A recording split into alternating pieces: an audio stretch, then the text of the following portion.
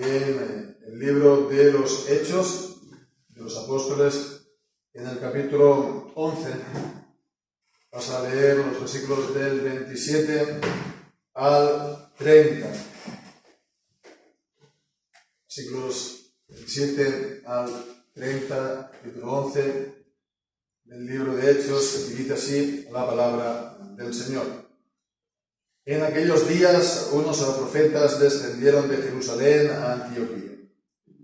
Y levantándose uno de ellos, llamado Ágabo, daba a entender por el Espíritu que habría una gran hambre en toda la tierra habitada, la cual también sucedió en tiempo de Claudio César. Entonces los discípulos, cada uno conforme a lo que tenía, determinaron enviar socorro a los hermanos que habitaban en Judea.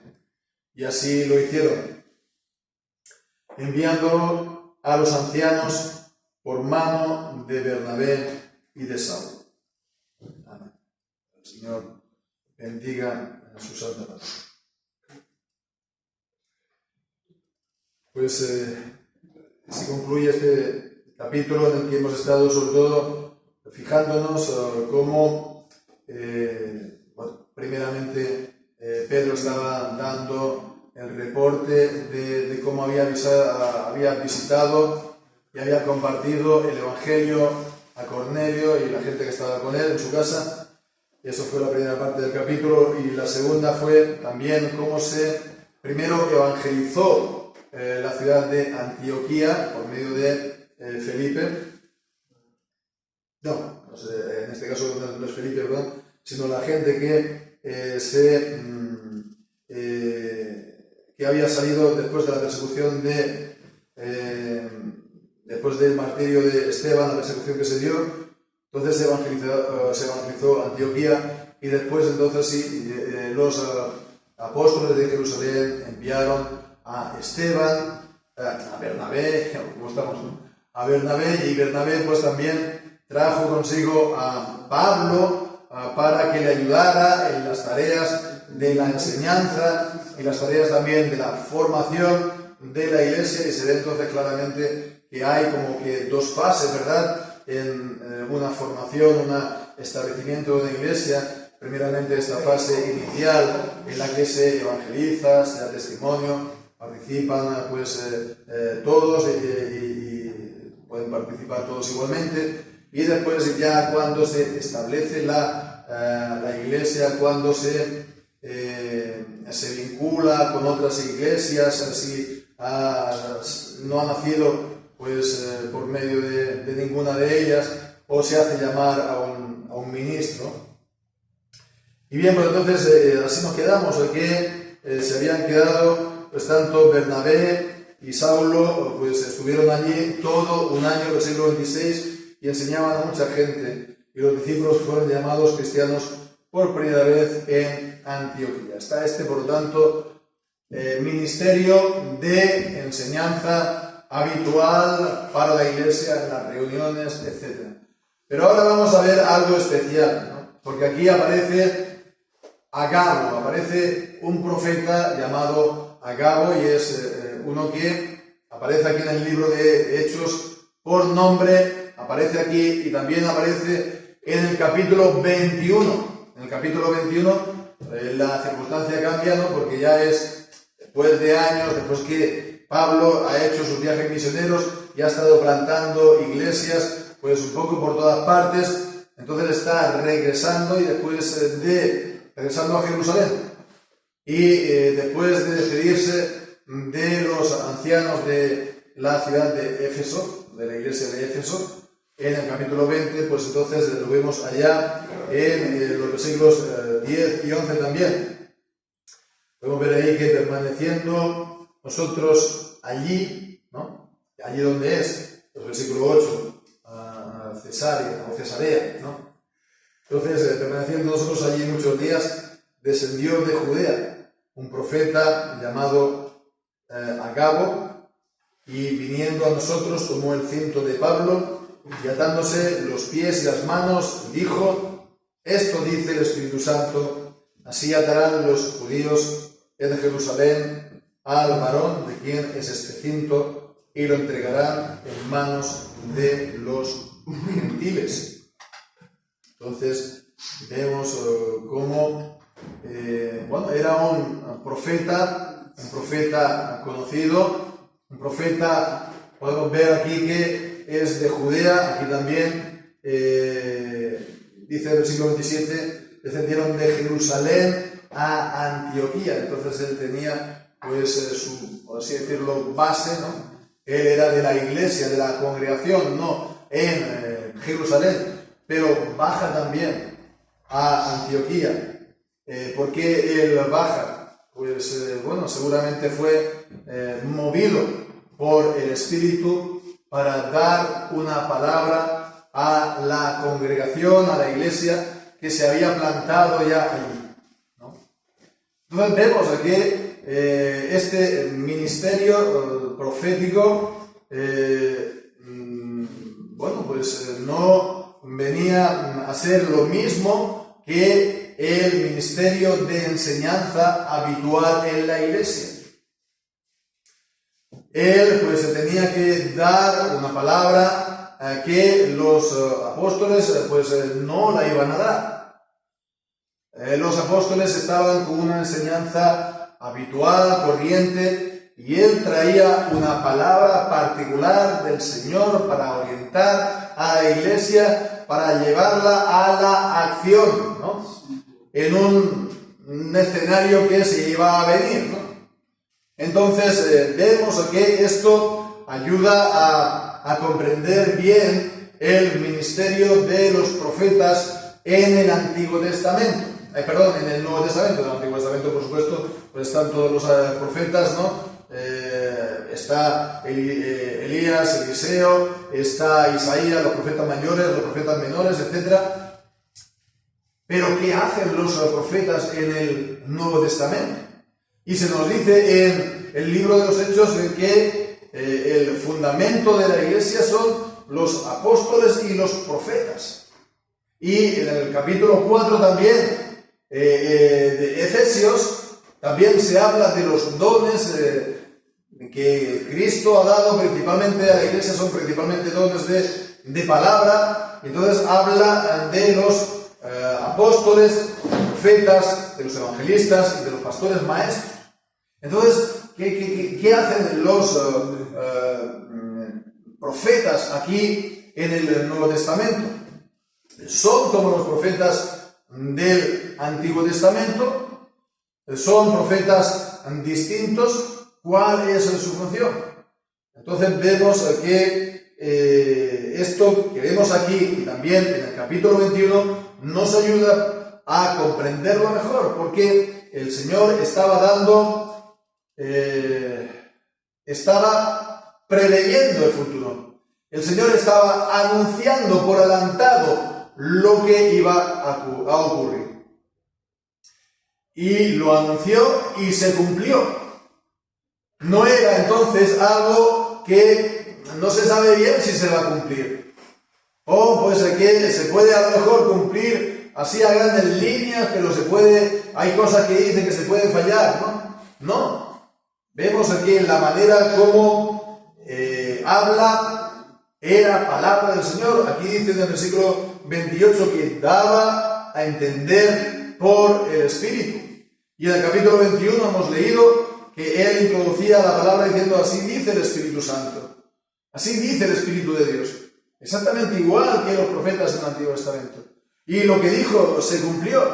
Entonces no es una palabra falible, no es una palabra de Dios, pero en palabras de hombres que a lo mejor se cumple mitad y mitad, o las palabras se tienen que sopesar bien a ver si son palabras de Dios o palabras de hombre, ¿no?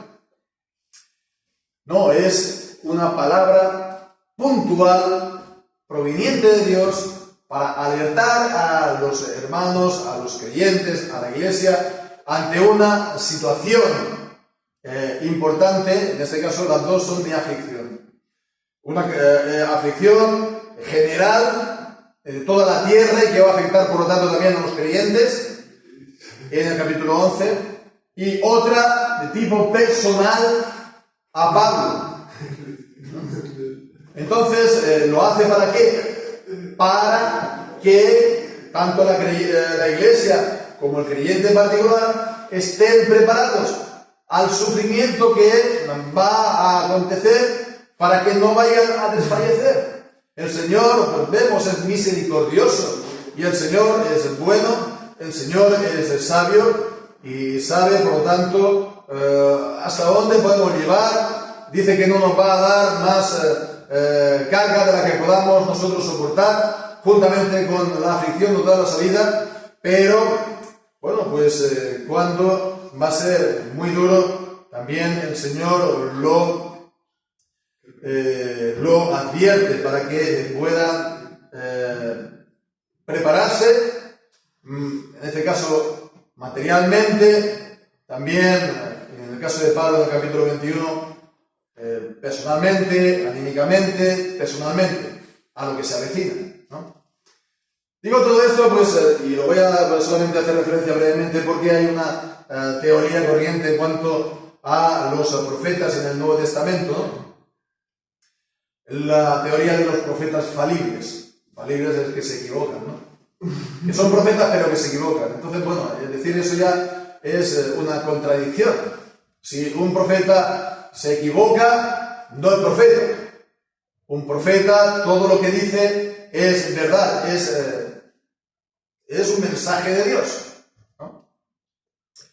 Pero, bueno, es una teoría que se ha puesto en circulación hace ya tiempo, también, hace unos 30 años o así. Y era, pues, ¿para qué? Pues para así decirlo, justificar, ¿verdad?, la presencia de supuestos de autoproclamados apóstoles en el tiempo actual, ¿no? Ya sabemos que hay lugares, hay iglesias que pretenden que todavía hay profetas, de la misma manera que hay apóstoles, y bueno, pues que no ha cambiado nada, y los dones del Espíritu Santo que encontramos en los primeros capítulos del libro de los Hechos están todos vigentes, ¿no? Y bueno, pues la cuestión es que hay una pequeña diferencia entre la iglesia del libro de los apóstoles y nosotros. ¿Cuál es? Que la palabra de Dios, la Biblia, está completa. El canon está cerrado. La revelación sobrenatural de Dios, la palabra divina, la palabra inspirada por el Espíritu Santo, que es palabra de Dios e infalible también, está acabada. Y el Señor nos la ha puesto por escrito, y el Señor la ha hecho traducir también, y el Señor la preserva para la iglesia. Estará pues entonces disponible para la iglesia hasta el último día. Y en esta palabra tenemos la instrucción y tenemos la guía necesaria. La guía necesaria de parte del Señor. Entonces, la idea de estos profetas falibles, que hay que estar un poco, ellos aplican este texto también, lo hacen pues de una manera, creemos, equivocada, ¿no? Eso de examinarlo todo y retener lo bueno. Si es palabra de Dios, si es un mensaje de parte de Dios, si es un mensaje de los profetas, no tienen que estar aquí pues discerniendo qué es lo que se tiene que cumplir, porque se cumplía todo, ¿verdad? Bueno, pues entonces vemos, esto es una teoría que se distribuyó y estaba circulando bastante a finales de los 90, a principios de los 2000. No sé cómo esto estará hoy en día, porque sabemos que esto va así a rachas, ¿no? Va por modas, va por olas, ¿no?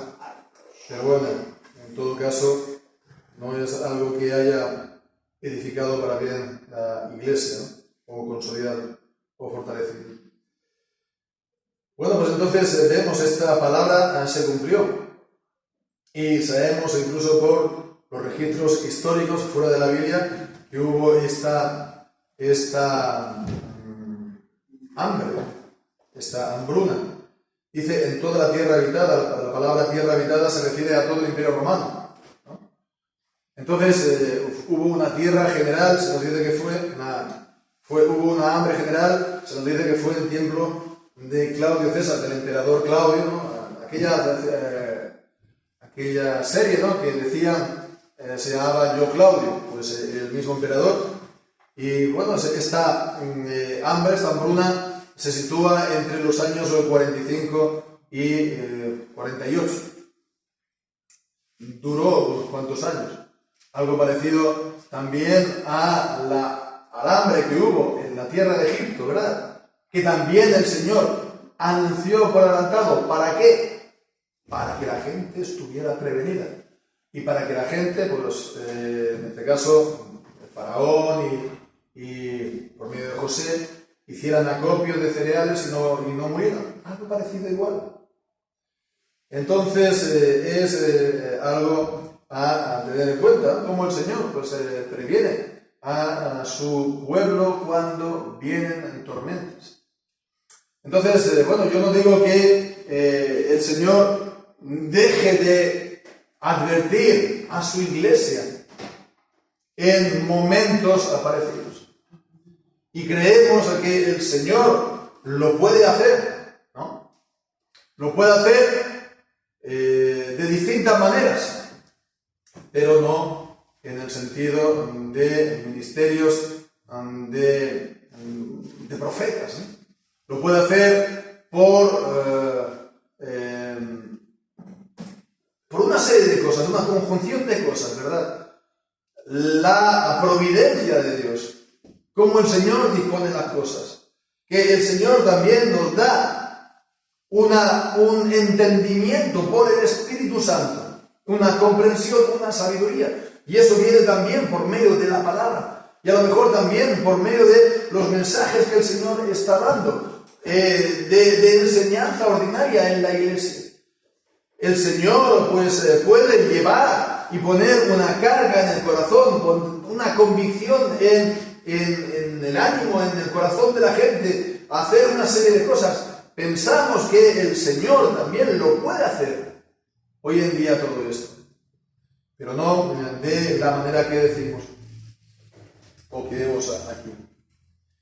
Y el Señor pues prepara y hemos de estar entonces alerta y hemos de estar entonces sensibles a la voz del Espíritu, a la voz del Señor, hablándonos sobre todo pues por la palabra de Dios y también cómo el Señor está disponiendo los acontecimientos. Y fijémonos una cosa, hubo una hambre general en toda la tierra durante 3 años. Y eso afectó a toda la tierra, a todo el Imperio Romano. Y eso afectó también a los creyentes. Y también afectó a las congregaciones, a lo mejor a unas más que a otras, ¿no? Parece que la iglesia de Jerusalén, porque habría mayor necesidad, por lo que sea, pues era más vulnerable.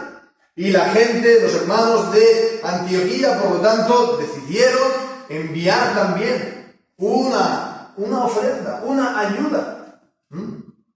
Pero lo primero que quiero que veamos es esto, que cuando hay estos problemas en el mundo, también nos puede afectar a nosotros. Cuando hubo esta hambre, o si hay una guerra, ¿no? Si hay calamidades o si hay catástrofes. Y ahora estos días pues ha ocurrido también pues estas terribles inundaciones, ¿verdad?, en Valencia. Y bueno, me comentaba también el hermano Cristian que esto ha afectado también a locales de iglesias que han quedado completamente inservibles, mal. O viviendas de pastor que lo han perdido todo, hermanos también que lo han perdido todo. Y no sabemos, esperemos que no, pero con la cantidad de víctimas que ha habido, es de temer que también algún que otro hermano haya perdido la vida. Entonces quiero decir que cuando esto ocurre en el mundo, cuando estas muestras también de la ira de Dios caen sobre la tierra, y es algo general, pues es algo que también nos puede llegar a afectar a nosotros, porque estamos en medio del mundo, porque es algo general y nosotros estamos en medio de ellos, y esto no contradice el cuidado del Señor para con nosotros, porque de hecho, aún en medio de esta tragedia y estas calamidades, también el Señor guarda a su pueblo, ¿no? También el Señor pues preserva la vida de los suyos. También el Señor preserva a su iglesia de una manera especial. Si algún hermano pues se pierde la vida, pues es para ir a la presencia del Señor, lo cual es muchísimo mejor, dice Pablo. Entonces, con todo y con eso, el Señor pues da la protección a su pueblo. En medio de la ira, el Señor se acuerda de su misericordia y especialmente se acuerda entonces con su pueblo. Pero eso no quita que tengamos que pasar a veces por ese valle de sombra de muerte. Y el Señor en medio de él nos infunde aliento. Y el Señor en medio de él nos protege. ¿Y cómo hace esa protección? ¿Y cómo hace pues ese cuidado? Pues el Señor utiliza también medios. Y vemos aquí, los medios fueron los mismos hermanos de Antioquía. Esto que dice aquí, que se propusieron en su corazón, o determinaron enviar socorro. Ese propósito, ellos tenían entonces esta carga en su corazón de hacer algo. No se nos dice que esto haya sido algo que le hubiera dicho Agabo. Agabo dio el mensaje de parte de Dios y el Señor también puso esa carga y esa idea, ¿no?, de enviar ayuda. Y a lo mejor comenzó en uno y esto pues se iba agrandando y cada vez más hermanos tenían esa misma convicción. Hemos de hacer algo, hemos de ayudarles también a ellos. Entonces vemos cómo también lo que hemos dicho antes, ¿no?, de la guía del Señor está aquí también presente. Y hemos dicho que en este sentido es exactamente igual para nosotros. Hemos, por lo tanto, de ser sensibles, ¿no?, a la luz de la palabra de Dios cuando eso ocurre, ¿no? ¿Qué puedo hacer yo? ¿O qué podemos hacer nosotros como iglesia? Porque no estamos solos en el mundo. No somos la única iglesia sobre la faz de la tierra, ¿no?, gracias al Señor. Porque el Señor ha cubierto la faz de la tierra de su iglesia, de sus iglesias. Y vemos esta comunión de los santos, que los creyentes de Antioquía están unidos en el mismo espíritu que los creyentes de Jerusalén. Las congregaciones están unidas con unos vínculos espirituales irrompibles, ¿verdad? Y entonces determinan enviar ayuda a los hermanos de Jerusalén. No será la última vez que esto ocurra. Cuando Agabo comenzó, cuando Agabo dio la primera palabra, Pablo comenzaba su ministerio. Y vemos la palabra de Agabo fue en relación también con esa ayuda que iban a dar a Jerusalén. Cuando Pablo fue apresado, era a la vuelta de Jerusalén precisamente, y también Agabo le dio esa palabra de que iba a ser preso, y Pablo también estaba trayendo ofrenda para Jerusalén, que se iba a presentar a los pies de los apóstoles. Es curioso, solamente por remarcarlo, estas coincidencias, ¿no?, que a veces encontramos en la palabra. Y bien, pues esto nos ayuda también, ¿no?, a ver la responsabilidad que tenemos cuando ocurren este tipo de cosas, antes incluso de que ocurran, ¿no?, para ayudar, para manifestar esa comunión fraternal entre las iglesias, ¿no?, entre los hermanos. Y bueno, pues podemos entonces poner en práctica esto sin más dilación, ¿no? Ahora que ha ocurrido esto con la tragedia de las inundaciones en Valencia, y podemos entonces tener esto presente también para la ofrenda que vamos a recoger, ¿no? Para los hermanos, ellos lo volverán el lunes si Dios quiere, y estarán comprando, podrán también enviarnos las facturas de todo lo que se gaste, etc. Y ellos que están sobre el terreno lo podrán distribuir a unos y a otros. Sabemos que hay una gran... La gente se está volcando, hay un gran interés de enviar productos, alimentos, etcétera, allá a Valencia, pero después hay grandes problemas también para la distribución. Y lo dejamos ahí. Entonces solamente, ya que tenemos los hermanos allá, es una gran oportunidad también para hacerlo de una manera eficaz. No solamente que sea el deseo, ¿no? y tener aquí la iniciativa, pero que sea algo eficaz. Bien, pues es una enseñanza hermosa la que encontramos aquí. Es una bonita manera de ver la Iglesia como algo general, no solamente limitado a mi congregación, que si nos va bien en todos los sentidos, económicamente, en cuanto a dones, en cuanto a recursos, en cuanto a estudiantes, a ministros, etcétera, etcétera, podemos pensar en ayudar a otros hermanos y a otras congregaciones que tengan necesidad. Y a la inversa también.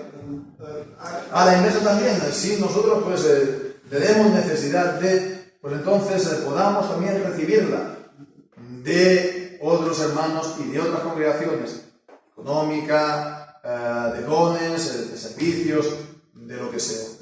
La Iglesia es una, es maravillosamente una, ¿no? En su diversidad, ¿no? Hay tantas iglesias, ¿no? En tantos lugares, pero la Iglesia es una y hemos de esforzarnos en verlo así y en mantener siempre vivo estos vínculos de unión y de comunión de los santos. Pues que el Señor nos ayude y nos bendiga. Así sea. Amén. Pues podemos cantar el Salmo 125. Sí, puede quitar.